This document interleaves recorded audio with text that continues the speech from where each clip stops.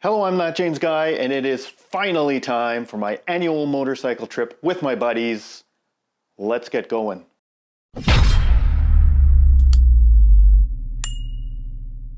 Okay, and we're off.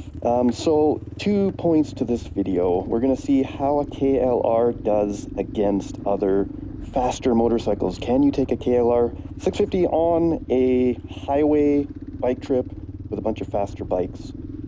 My one buddy John, he's going to be on his XSR 900 Yamaha 900 triple. Earl's going to be on his Kawasaki ZX9R. Travis is going to be on his newer Harley Road Glide with stage 2 this and that, and it's pretty fast. How's the 650 going to do here? This is just a 650 dual sport, single cylinder, 40 horsepower, and I don't know.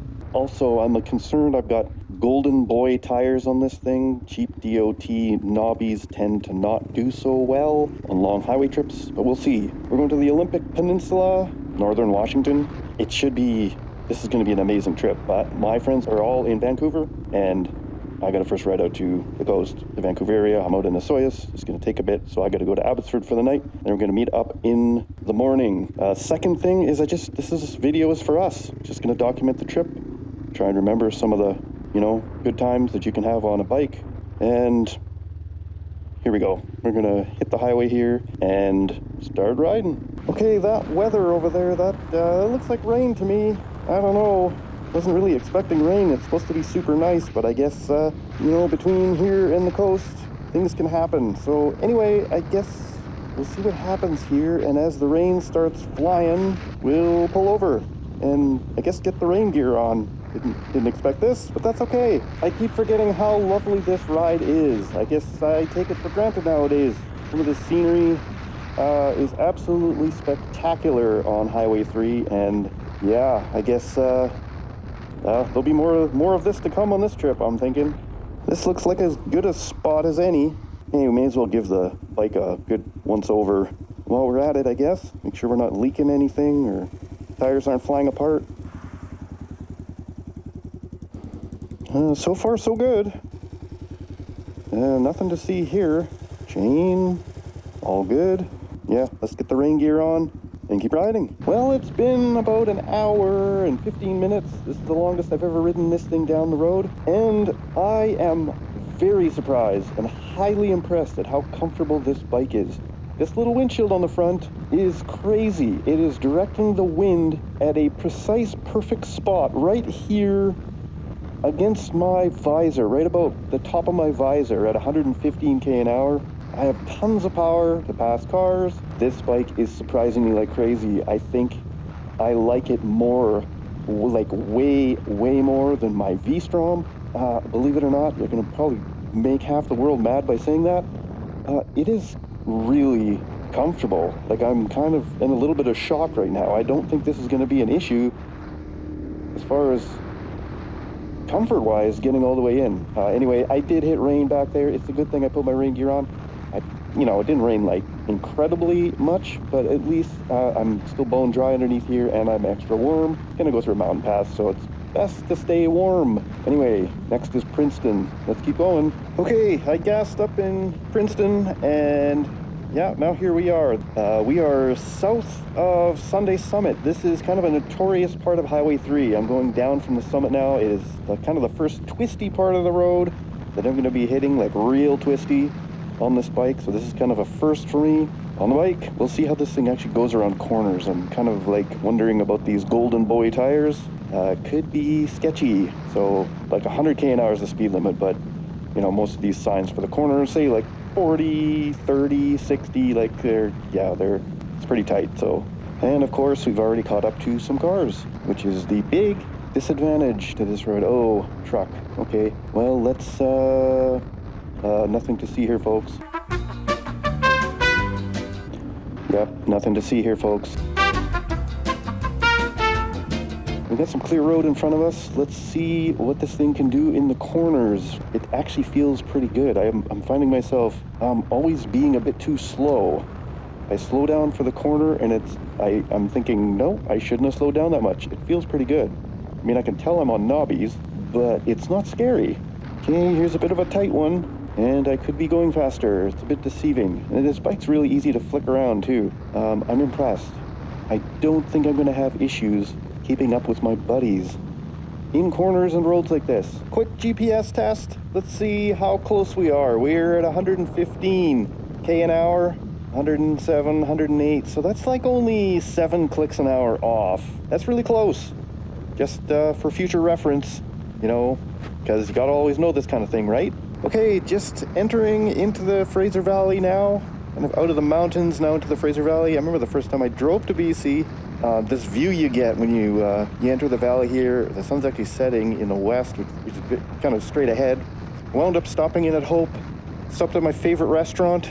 Well, I wouldn't say that, but anyway, grabbed a bite to eat, had a bit of a stretch, and here we are. You can see, you know, this is huge farming area here, you know, just past this overpass. There it is. You see the mountains in the distance, the coastal mountains to the right, and it's beautiful. Absolutely love this view. Amazing. Okay, here we go. We're getting on the ferry. This morning, sparked it up, stayed in Abbotsford at the in-laws, and checked over the bike. Everything looks good. Tires are holding together. Don't seem like they're going to be much of an issue yet, but, you know, we'll see. Let's get on this boat and sail across. We're going from Tsawwassen all the way over to Forts Bay. We have to go down to Victoria and get on the Blackball ferry there and get across to Washington. There's customs there we got to go through, so hopefully we make it on. But anyway, onto the boat. Bikes always get on first on these ferries typically. This one's no exception. So you're kind of guaranteed. You don't need reservations. You just jump on the ferry kind of whenever you get there.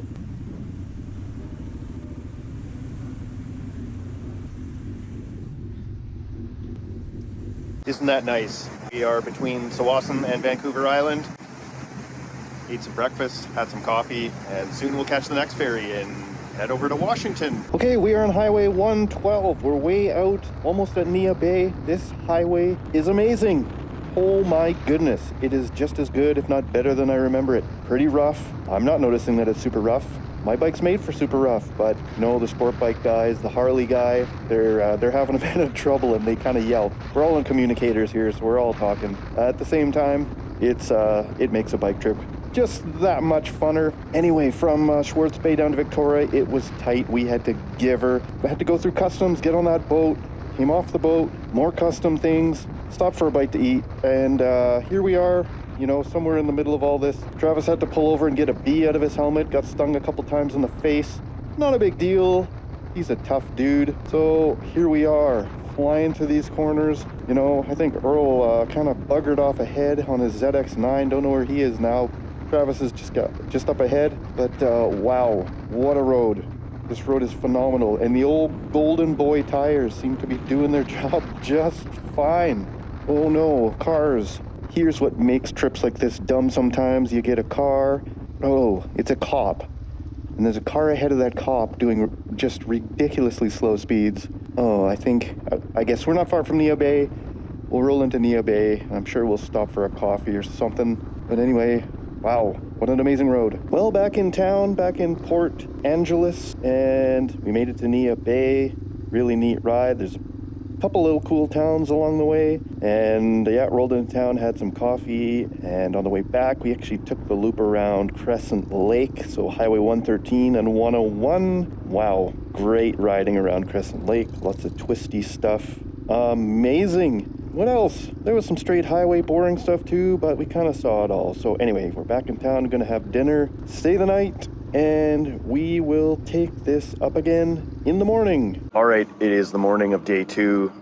We stayed the night at the Olympic Lodge, went out for dinner last night. KLR's running amazing. Actually quite astounded at how it's performing compared to these sport bikes. It's great. I mean, I could use more power, but whatever. I can keep up on wild passes that they do. Not that we do any wild passes, but anyway, it is what it is. Just looking at the knobbies this morning on the back, as I kind of thought, there's not much left on them. They're kind of turning into slicks, which for a bike trip maybe is a good thing. I don't know. I'll probably just buy a new set of those things and a new set of tires. These Golden Boy tires, I don't know. Well, they're actually holding together perfectly well, other than the knobbies wearing off, which is, I guess we'd call that nominal. That's exactly what we were expecting. We've ridden to Port Townsend this morning. Lovely ride. There was quite a bit of traffic. It's not the best motorcycling road till you get closer to town, but there's lots of cars, so whatever. We're in a marina. My friends like boats a lot. My buddy Earl, he watches a YouTube channel where they've fixed this boat up. So, you know, they like boats. I kind of like boats. Whatever, they're kind of cool, right? And so we're in a marina. We're gonna hang out, probably grab a bite to eat. We're gonna grab a ferry from Port Townsend to Whidbey Island, kind of head to the mainland from there. We are at Deception Pass. We just pulled over. There's this crazy bridge here. I mean, like, look at this thing. It's pretty big. You can see here what it looks like when you're driving across. This is like step 1 of 2. There's another one that way. There's another bridge. This is just kind of a little island. This connects the mainland, North America, to Whidbey Island, which is right there. Super good. We left the ferry in, where was that? Some little town.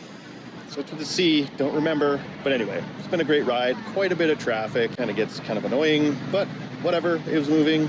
We're gonna go to Anacortes next, I think, and have a coffee, walk around. Probably look at more boats. That's what we do. All right, we just left Anacortes. Kind of a cute little town, if you want to put it that way. Of course, we looked at some boats. Anyway, this is the part of the show where my friends are gonna leave. Oh, bye. Bye. Okay, well, that was fun. Anyway, they're going north. They're going up to Canada, where they live, near Vancouver. And I'm going to keep going. I'm going to hit the SR20. I'm going to head straight west from here. They probably have an hour and a half to go. I've got more like 4 hours and a bit, but bonus, this is an amazing, amazing ride. I can't wait. I actually get an even better bike trip than they do because I get to go down the SR20 now. Well, so there's that. Anyway, bye. Hope they ride safe. Hope I ride safe. And here we go. Let's keep going. Okay, we are finally heading up Washington Pass. We're on SR20. This is beautiful. The way this road kind of comes out from Mount Vernon, heads east, and basically gets narrower and narrower. It follows the Skagit River and a couple neat towns kind of in there, and then all of a sudden it starts getting windy, and there's all sorts of fun things like tunnels and whatnot. And then you go around a hairpin and suddenly you're going up the pass, and here we are. We're going up the pass. Finally got around some really slow cars, but here we go. This is kind of the fun part. Oh, I don't know what this is all about. Oh, I think that's the Ross Lake hike. Not that I'm going to be hiking today because I don't want to. Anyway, this is so good. All right, here's the highlight of Washington Pass. We're already on our way down. That's cool, but anyway, look at this nice hairpin up ahead. When you've reached the hairpin, you know you're almost there. I mean, you're almost past the pass and kind of on the way home. Anyway, snow, lots of snow. That's fun. Here we go, hairpin. Oh man, look at that view. That view is amazing. So yeah, it's all downhill from here. Soon we'll be in kind of more the drier, deserty area. And, you know, Winthrop is next, basically our next stop. I'm going to take a stretch break there. I am in Winthrop. So this is like a western town, kind of after the Cascade Pass summit, whatever. Just a stretch break, drinking a bunch of water. I'm thirsty, lots a bit sore. And that's it. We're going to continue on. This is a cool little town. Stayed here before. But, oh man, look here, a saloon behind me. Okay, we're about to go up there. Highway 20 actually turns off here and heads towards Okanagan, kind of through this little mountain pass. It is another highlight of this trip. This is probably one of the best roads in North America. It is so fun. Here we go. Speed limit 30, hey? Oops. All right, we're entering the very last U.S. town before we hit the border. This is Oroville, Washington. That mountain road was absolutely fantastic. The one between Twisty and Okanagan. Hey, Okanagan's actually spelled differently whether you're American or Canadian. Interesting tidbit. Anyway, as that road opened up into the Okanagan Valley, wow, is it beautiful. I wound up hitting some really bad road where they scraped the road off, ready for repaving. Motorcycles beware signs everywhere. Heading up Okanagan, beautiful sunset. Now here we are, still setting, almost home, very close to being home. So conclusion, can the KLR 650 go on highway trips with sport bikes? And the answer, as far as I'm concerned, is a 100% emphatic yes, definitely yes, all caps, yes. The bike is comfortable, handles highway speeds well. You can make passes up to a little bit of a crazy speed. It's got tons of power. It's comfortable. You're Right hand doesn't fall asleep after an hour. It's smooth. There's a million different riding positions you can go in. I am happy. I couldn't be more surprised with this bike if I tried to. So yes, the answer is 100% yes. One issue we have is the jetting. There's a bit of a stumble between 110 and 115 kilometers per hour. It's like it kind of stumbles a bit and you gotta kind of throttle through it, but that seemed to go away at higher elevations, which tells me that it's running a bit lean, probably has stock jetting on this aftermarket full exhaust system, so that should be a fairly easy fix. Also has a K&N filter in it, which I hate. We'll be swapping that out for a stock filter. Maybe that'll be enough to fix it. Who knows? Anyway, conclusion, I am happy. I am full of happiness. This has been an amazing ride with friends on a great bike and great roads and great riding conditions. And I think that's my conclusion. We're gonna leave it there.